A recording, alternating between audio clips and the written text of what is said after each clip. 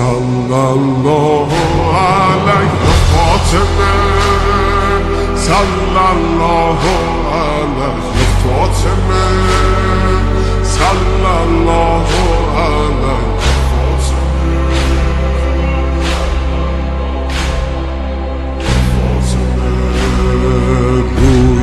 لبها نور و قدر و کوثر و طه،